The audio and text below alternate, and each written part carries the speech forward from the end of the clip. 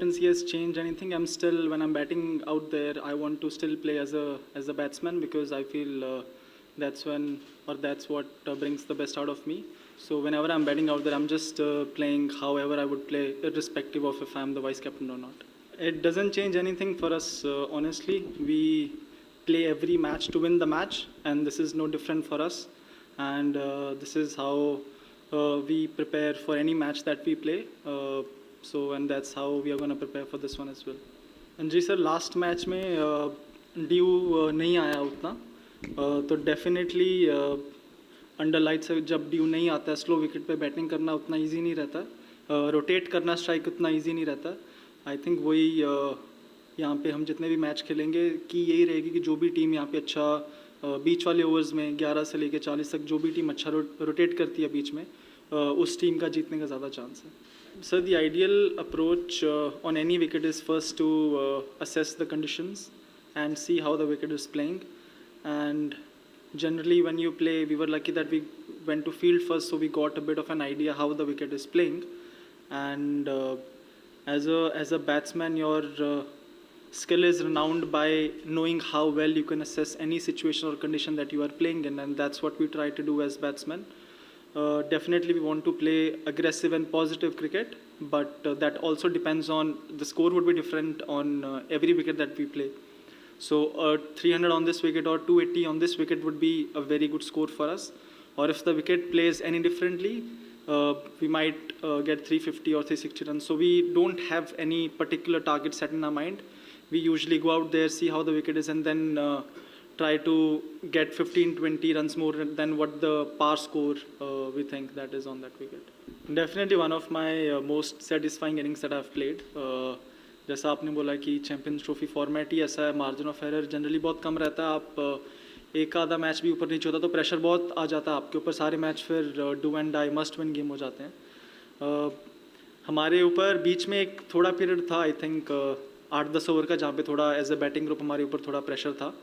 But I think वो phase में बहुत इंपॉर्टेंट होता है कि आप कम से कम विकेट खोएं और ज़्यादा रिस्क ना लें, क्योंकि टारगेट उतना नहीं था हमारे लिए चेस कर रहे थे. यही अगर हम 270-280 चेस कर रहे होते तो आई थिंक थोड़ा डिफरेंटली खेलते, चाहे विकेट गिरते भी तो भी हमको थोड़े चांस लेने पड़ते, बट बिकॉज टारगेट उतना नहीं था उस विकेट पे, तो वो जो 8-10 ओवर थे बीच वाले में, तो कोशिश यही थी वहाँ पे कि जितने ज़्यादा हम स्ट्राइक रोटेट करें, कम रिस्क लें.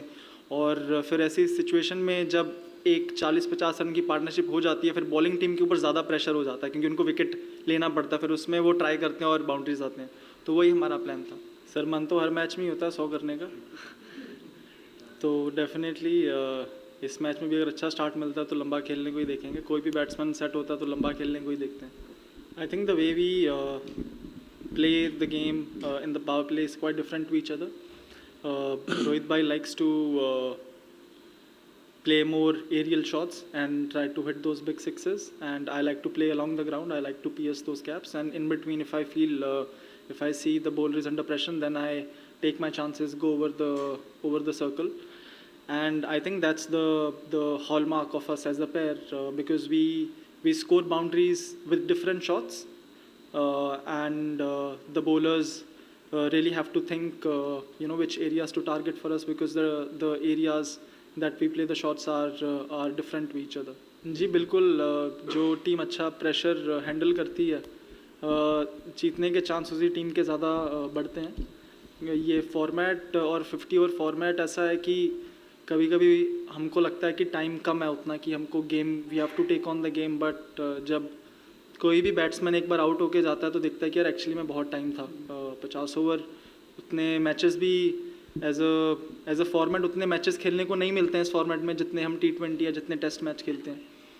तो आई थिंक इम्पॉर्टेंट बहुत होता है कि आप जो भी डिसीजन ले रहे हैं, आप अंदर हैं तो बहुत ही बैलेंस्ड माइंड से आप वो डिसीजन लें, और एक बार स्कोर बोर्ड ज़रूर देख लें आप, अगर कोई भी आप एक्स्ट्रा रिस्क लेने की ट्राई कर रहे हो.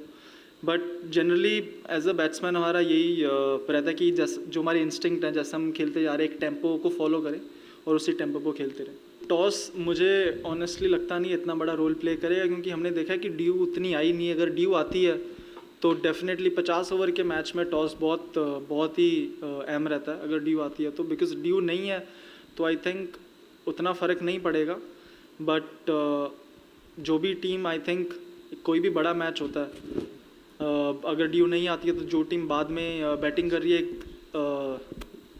उनके ऊपर थोड़ा सा ज़्यादा प्रेशर रहता है, तो जो भी टीम ज़्यादा अच्छे से प्रेशर हैंडल करेगी उनका जीतने का चांस बेहतर रहेगा। सर एज सच ऑस्ट्रेलिया में भी आई थिंक बैटिंग में ऐसा कुछ था नहीं, मुझे लग नहीं रहा था कि बैटिंग में कोई फ्लॉ था उसकी वजह से वहाँ पे रन नहीं हुए, बट डेफिनेटली कुछ कभी कभी मेंटल एस्पेक्ट रहता है। हम बहुत ज़्यादा बैटिंग के ऊपर फोकस करते हैं और यह सोचते हैं कि यार रन नहीं हो रहे तो बैटिंग में ही कुछ फॉल्ट होगा, बट ऐसा ज़रूरी नहीं होता कि हर बार बैटिंग में ही कुछ खराबी है, हो सकता है किसी और चीज़ में कोई कमी पेशी रह रही हो।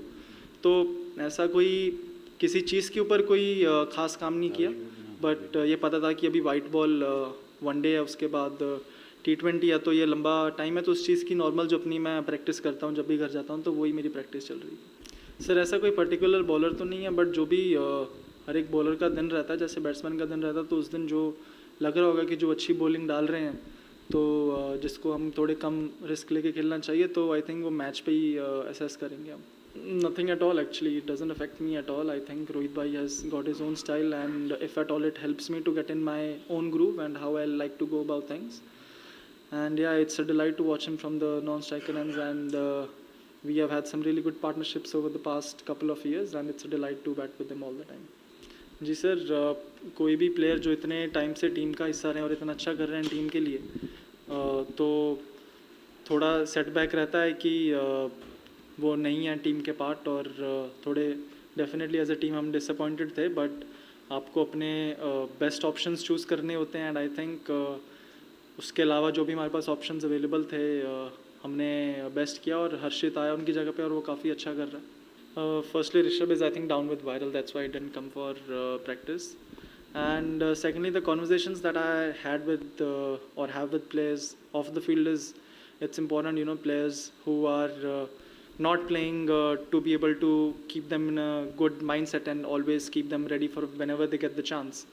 And those are the kind of conversations that I have with them whenever I get the chance, or if I see if someone is feeling a bit low or lacking in something. So